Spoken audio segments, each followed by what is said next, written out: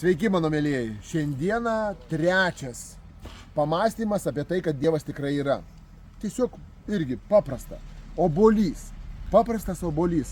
Ir žiūrėkit, kokia graži obelis. Iš kur ta obelis žino, kad kiekvienais metais reikia išleisti obuolį. Ne slyvą, ne kriaušę, bet būtent obuolį.